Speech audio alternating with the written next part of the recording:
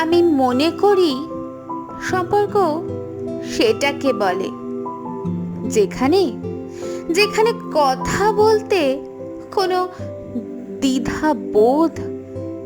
থাকবে না, থাকবে না কোনো ভুল বোঝাবুঝি,